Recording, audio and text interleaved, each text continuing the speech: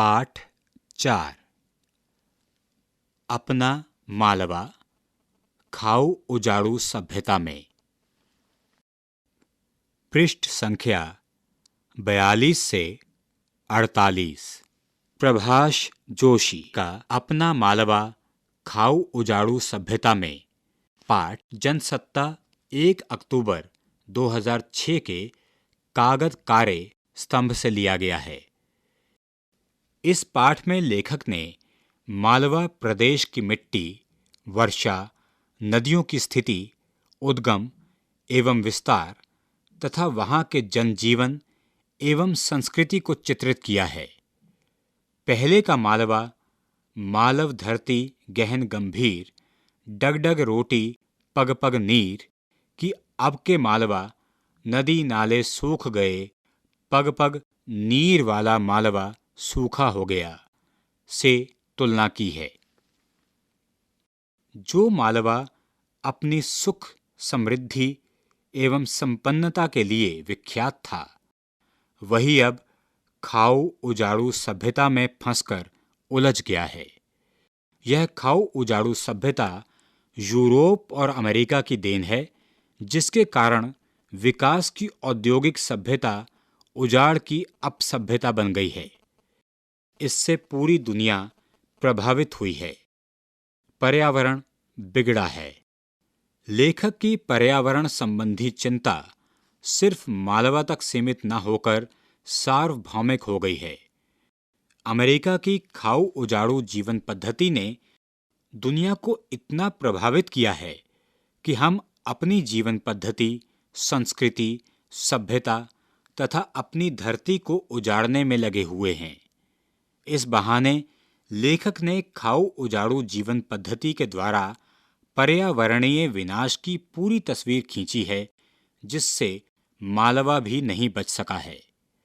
आधुनिक औद्योगिक विकास ने हमें अपनी जड़ जमीन से अलग कर दिया है। सही मायनों में हम उजड़ रहे हैं।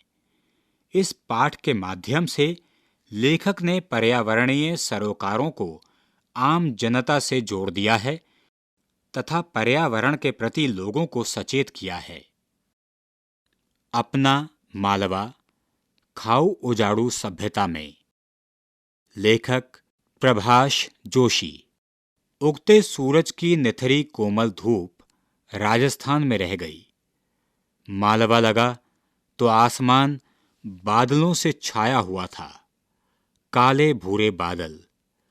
थोड़ी देर में लगने लगा कि चौमासा अभी गया नहीं है। जहां जहां भी पानी भरा हुआ रह सकता था, लबालब भरा हुआ था। मटमैला बरसाती पानी। जितने भी छोटे मोटे नदी नाले दिख रहे थे, सब बह रहे थे। इससे ज्यादा पानी अब यह धरती सोख के रख नहीं सकती थी। ऊपर से बादल कि कभी भी बरस सकते थे। नवरात्रि की पहली सुबह थी। मालवा में घट स्थापना की तैयारी। गोबर से घर आंगन लीपने और मानाजी के ओटले को रंगोली से सजाने की सुबह।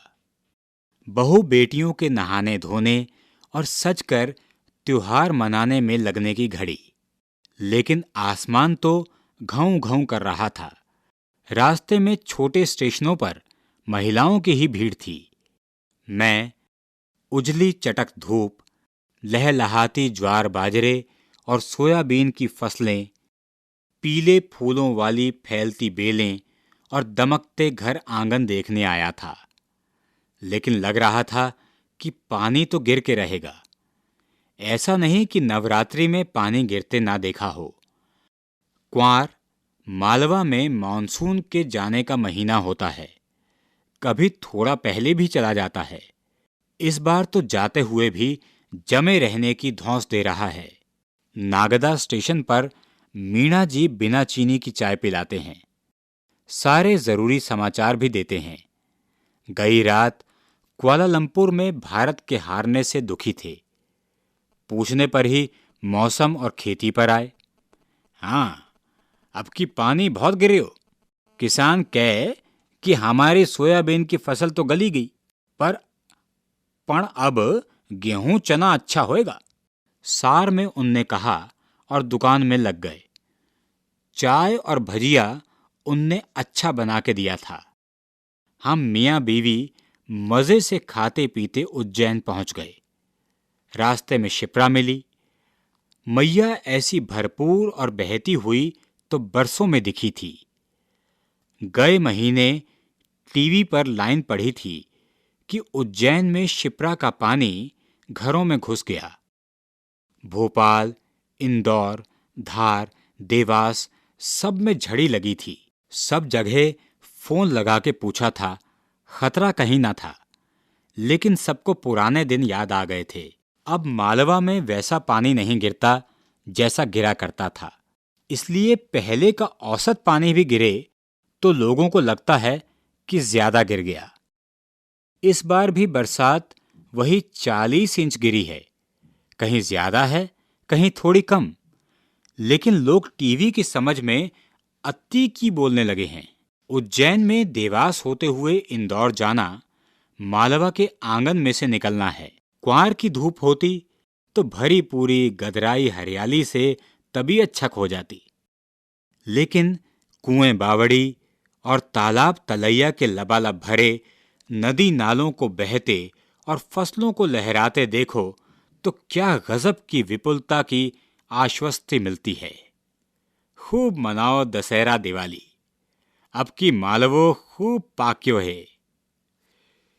इंदौर उतरते ही गाड़ी में सामान रखते दब्बा को कहा कि अपने को सब नदियां, सारे तालाब, सारे ताल तलैया और जलाशय देखने हैं, सब पहाड़ चढ़ने हैं।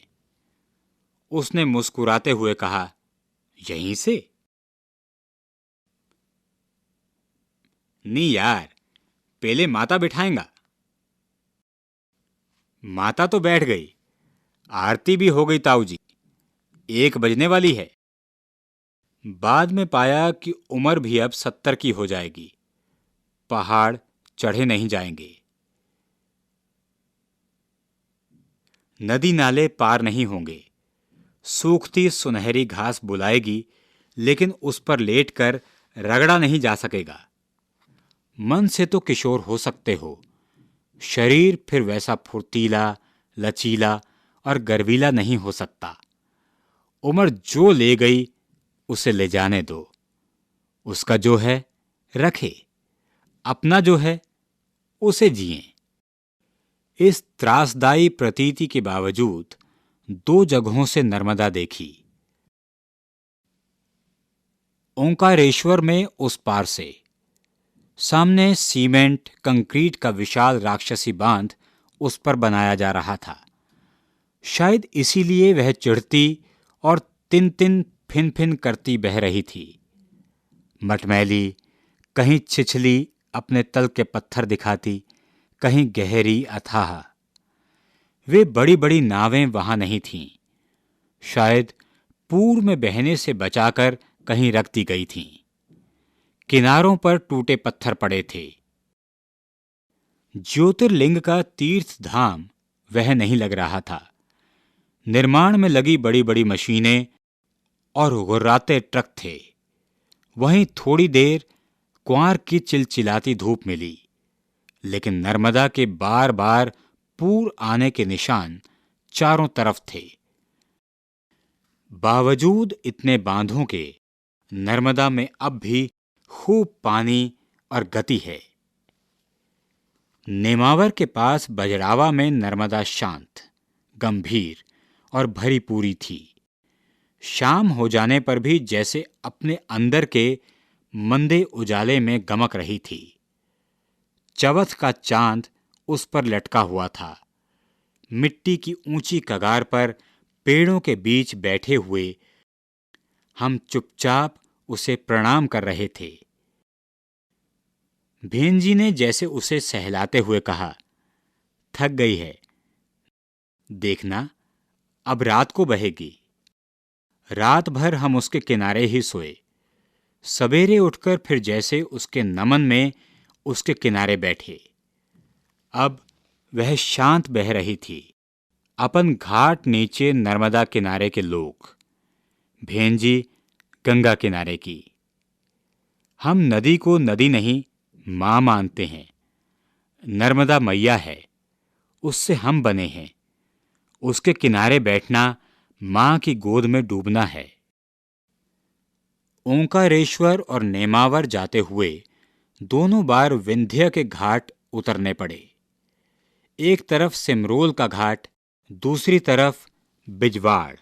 दोनों में सागौन के जंगल, पत्ते खांखरे होते हुए, फिर भी फुनगियों पर फूल के झल्ले।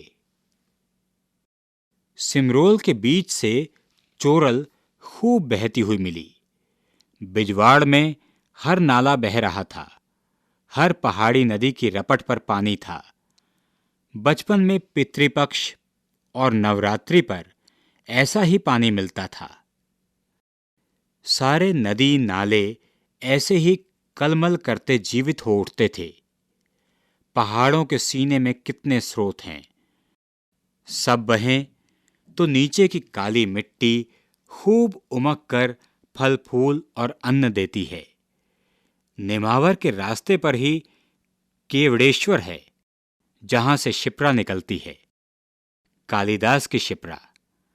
बहुत बड़ी नदी नहीं है, लेकिन उज्जैन में महाकाल के पांव पखारे तो पवित्र हो गई।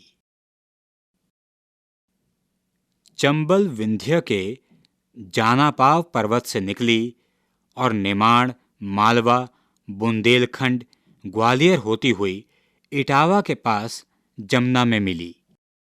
चंबल को हमने घाटा बिलोद में देखा।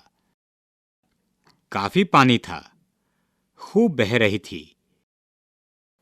उसमें नहाते लड़के को गर्व था कि यहां छोटी दिखती हो तो क्या, हमारी चंबल से गंगा ही बस बड़ी है। आगे बहुत बड़ा बांध है, खूब पानी है।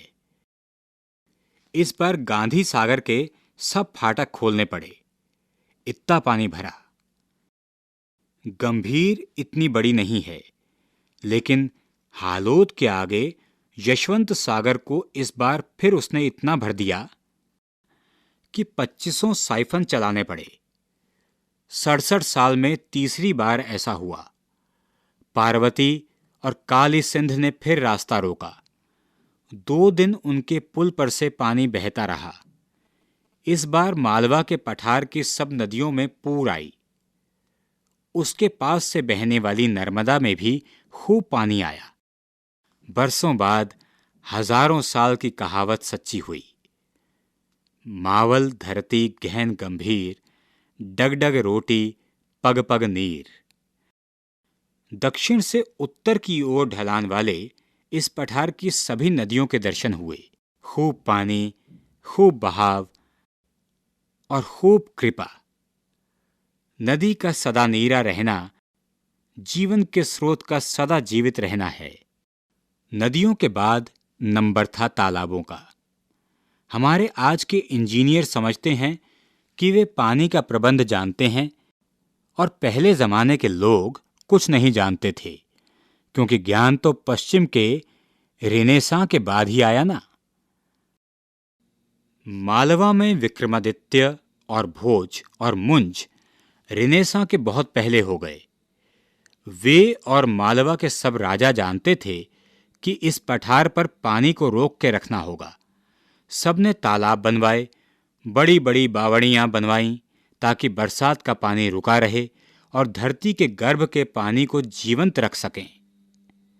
हमारे आज के नियोजकों और इंजीनियरों ने तालाबों को गाद से भर जाने दिया और जमीन के पानी को पाताल से भी निकाल दिया। नदी नाले सूख गए। पग पग नीर वाला मालवा सूखा हो गया।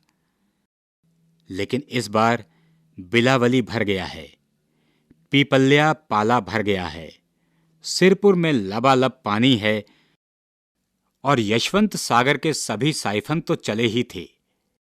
फिर भी इंदौर की खान और सरस्वती नदियों में उतना पानी नहीं है जितने में कभी मैं नहाया हूं और नाव पर सैर की है। हाथीपाला का नाम इसलिए है कि कभी वहां की नदी को पार करने के लिए हाथी पर बैठना पड़ता था।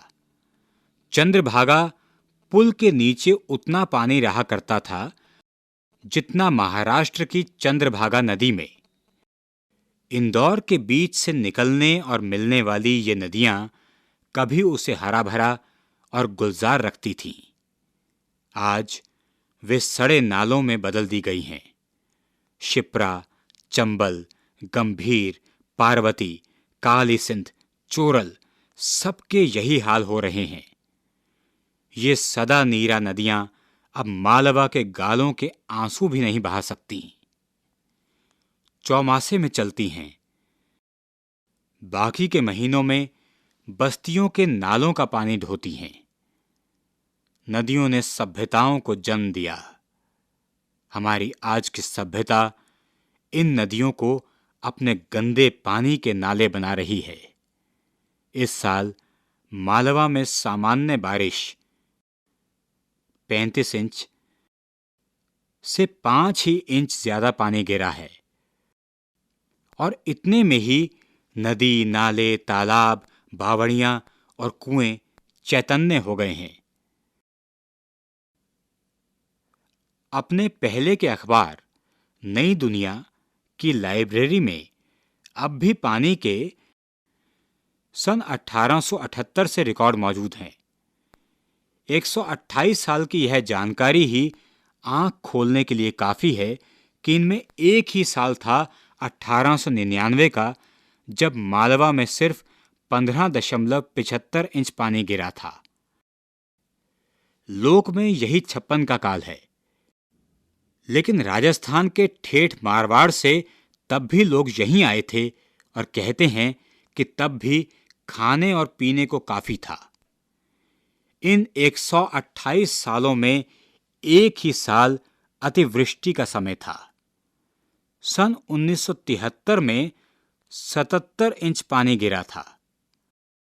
तब भी यशवंत सागर, बिलावली, सिरपुर और पीपल्या पाला टूटकर बहे नहीं थे। 28 इंच से कम बारिश हो तो भी वह सूखे का साल होता है, लेकिन ऐसे साल ज्यादा नहीं हैं। 56 के काल में देश भर में हाय हाय मचाई हो,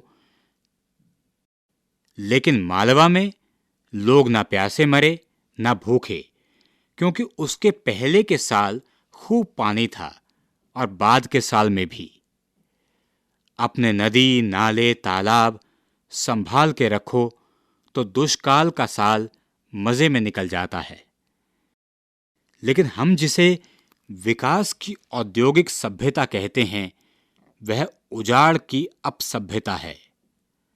नई दुनिया की ही लाइब्रेरी में कमलेश सेन और अशोक जोशी ने धरती के वातावरण को गर्म करने वाली इस खाऊ उजाड़ू सभ्यता की जो कतरनें निकाल रखी हैं, वे बताने को काफी हैं कि मालव धरती गहन गंभीर क्यों नहीं है और क्यों यहां डग डग रोटी और पग पग नीर नहीं है।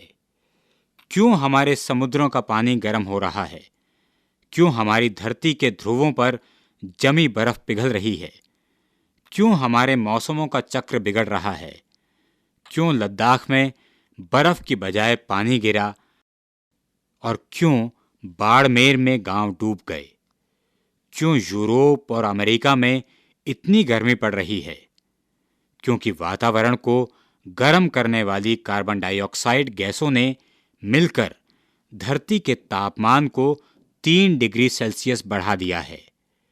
ये गैसें सबसे ज्यादा अमेरिका और फिर यूरोप के विकसित देशों से निकलती हैं। अमेरिका इन्हें रोकने को तैयार नहीं है। वह नहीं मानता कि धरती के वातावरण के गर्म होने से सब गड़बड़ी हो रही है। अमेरिका की घोषणा है कि वह अपनी खाऊ उजाड़ू जीवन पद्धति पर कोई समझौता नहीं करेगा, लेकिन हम अपने मालवा की गहन गंभीर पग पग नीर की डगडग रोटी देने वाली धरती को उजाड़ने में लगे हुए हैं। हम अपनी जीवन पद्धति को क्या समझते हैं? प्रश्न अभ्यास। प्रश्न संख्या 1।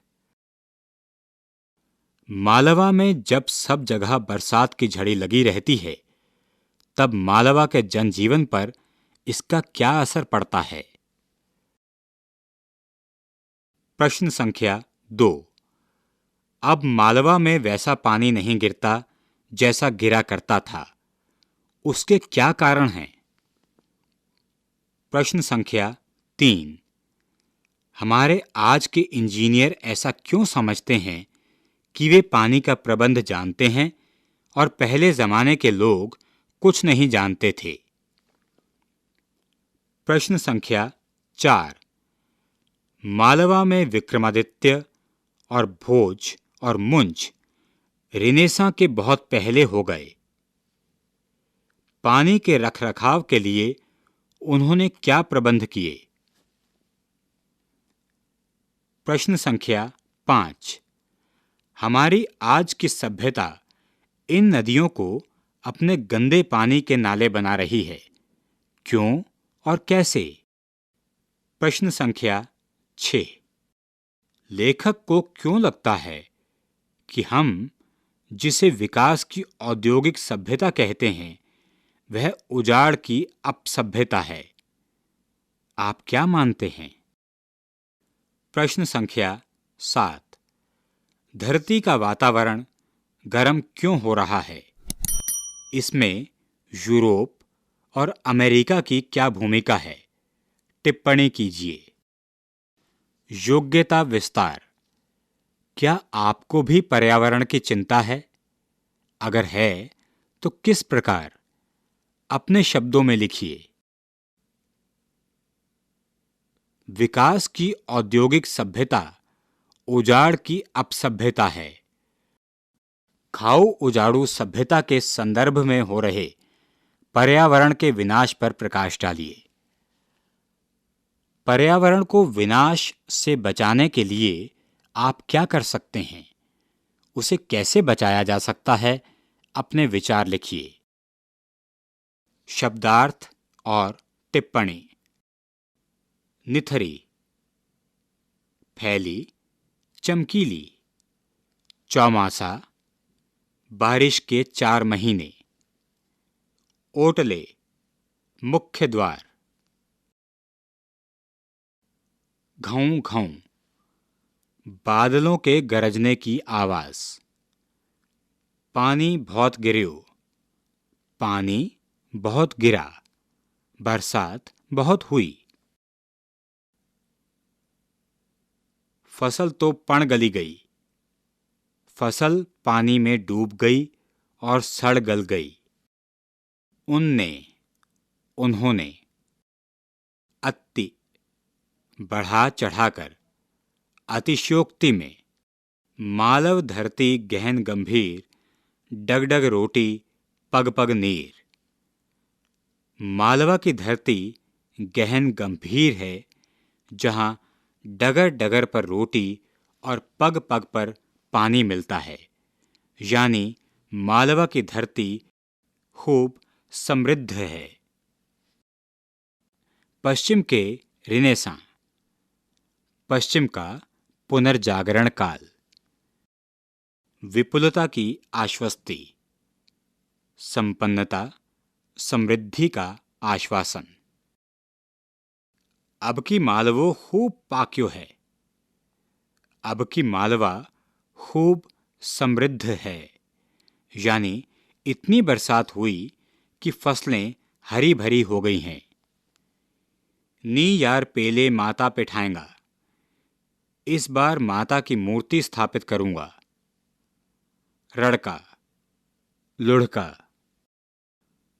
मंदे उजाले से गमक रही थी, हल्के प्रकाश में सुगंधित हो रही थी। चवथ का चांद, चतुर्थी का चांद। 56 का काल, 1899 का भीषण आकाल। दुष्काल का साल, बुरा समय, आकाल। पूर, बाढ़। गाद, झाग, कूड़ा कचरा। कलमल करना, संकरे रास्ते से पानी बहने की आवाज।